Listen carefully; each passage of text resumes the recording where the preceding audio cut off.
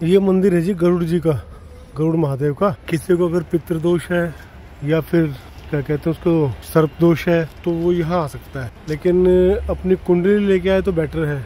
ऐसा पंडित जी बताते हैं कि उसके दोष लगभग खत्म हो जाते हैं अगर यहाँ के वो दर्शन कर लेता है तो। नहीं, कुंडली लाना अनिवार्य है। कुंडली लाओगे तो पंडित जी बता देंगे कि क्या प्रॉब्लम है क्या नहीं है। और ये इधर जा रहा है ऋषिकेश, ये इधर जा रहा है ये नीलकंठ, और ये इधर जा रहा है हाईवे। मेरा ऐसा मानना है कि सनातन धर्म में कोई भी चीज इलॉजिकल नहीं है, हर चीज के पीछे एक लॉजिक है। और ये जो गरुड़ का मंदिर है, गरुड़ महाराज का जो मंदिर है, यहाँ पे काल सर्प दोष को हटाया जाता है, ऐसी यहाँ की मान्यता है। तो इसके पीछे लॉजिक है। वो लॉजिक क्या है वो मैं आपको समझाने की कोशिश करता हूँ।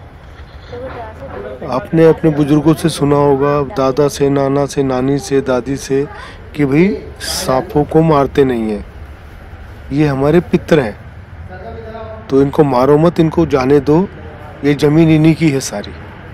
ऐसा हमने तो बहुत बार सुना है। तो इसका लॉजिक क्या है? पितृदोष। पितृदोष जो होता है, जो हमारे बुजुर्ग हैं गुजर गए हैं, उनमें से कुछ अननेचुरल डेथ किसी की हो गई है, ठीक है, तो वो जो अननेचुरल डेथ उनकी हुई है तो उसका असर हमारी कुंडली पे भी मिलेगा, हमारे जीवन में भी मिलेगा। उससे बचाने के लिए ये गरुड़ महाराज का मंदिर है। क्योंकि जो सांप होता है, जो सर्प होता है, वो गरुड़ महाराज से डरता है, गरुड़ महाराज उसको खा जाते हैं। अब यहाँ पे लॉजिक दूसरा आता है, तो आप कहोगे यार भी वो तो नेवला भी यही काम करता है, तो नेवले को क्यों नहीं पूजे हम गरुड़ को क्यों पूजे? बिल्कुल ठीक कहा आपने। लेकिन नेवला स्वर्ग से जाके अमृत का कलश नहीं लेके आया था, अमृत का कलश लेके आया था गरुड़ महाराज। इसीलिए जहाँ जहाँ पर भी सर्प से, सांप से कोई भय है, काल सर्प दोष है, पितृ दोष है, तो उससे सिर्फ गरुड़ महाराज ही बचा पाएंगे। और गरुड़ क्या है? संस्कृत में गरुड़ है, इंग्लिश में ईगल है, ठीक है, फिर बाज है। बाज और ईगल से थोड़ा सा बड़ा होता है गरुड़, उसी परिवार से होता है।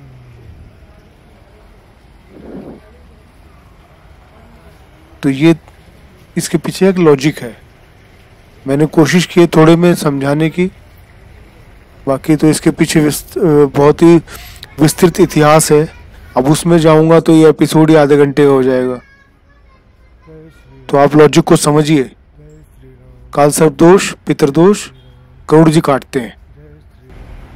अब इसको कोई माने या ना माने वो तो उसकी श्रद्धा के ऊपर डिपेंड करता है, लेकिन मेरा मानना है इस धरती पे सब कुछ है, हर चीज़ यहाँ पे आपको मिलेगी। यहाँ पूजा हो रही है पितृदोष और काल सर्प योग की।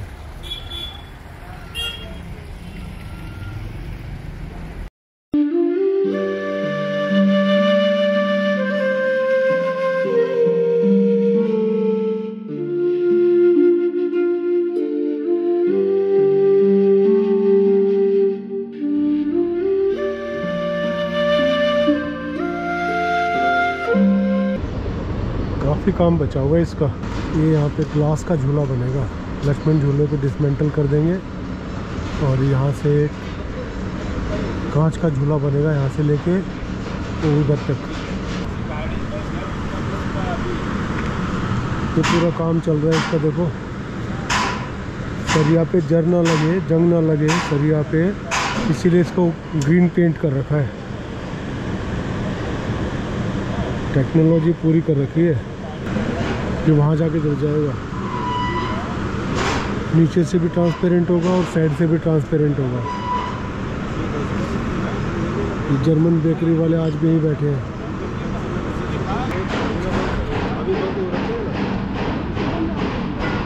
ये तो बहुत साल से देख रहा हूँ मैं। ये तो जब 10 साल का था मैं तब आता था, तब भी था ये।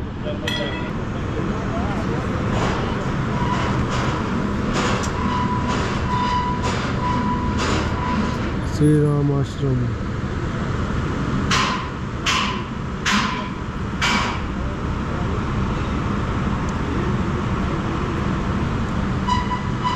उस रास्ते से जाते हम, अगर वहाँ से जाते ना, वो वाला रास्ते देखो गाड़ी का।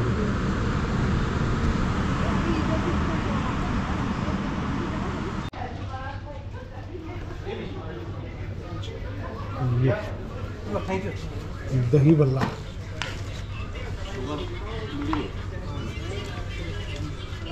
एक चम्मच और दे देना। ले ली।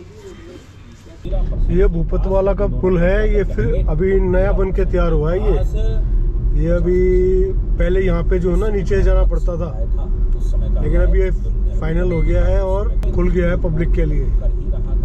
अब ऋषिकेश में ये समझ लीजिए जाने में आप और 10 मिनट पहले पहुँच जाएंगे।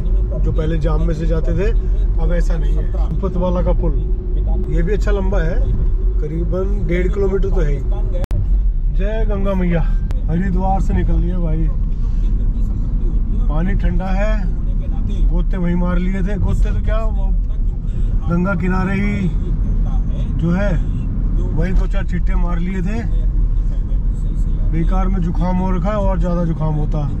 जय गंगा मैया, जय भोलेनाथ। यहाँ ये ऊपर मनसा देवी वो दिख रही है, वो ये देख, ध्यान से देखो तो दिख जाएगी, भगवा रंग की। दिल्ली दिखा रहा है 203 किलोमीटर। ऋषिकेश में खाली एक जो फाटक की जगह है, रेलवे क्रॉसिंग, वहीं पे पुल नहीं बना है, 2 जगह। बाकी तो सारा ये उड़न खटोला बना दिया है। अब उसके ऊपर क्यों नहीं बन रहा है वो भगवान जाने। अब देखते हैं हम यहाँ पे हरिद्वार में। अभी टाइम क्या हो रहा है? टाइम हो रहा है 4 बजे पूरे। और अब देखते हैं हम कितनी देर में दिल्ली पहुंच पाएंगे। अब इसके ऊपर स्पीड लिमिट है, पीछे 60 थी, अब 50 है। बाकी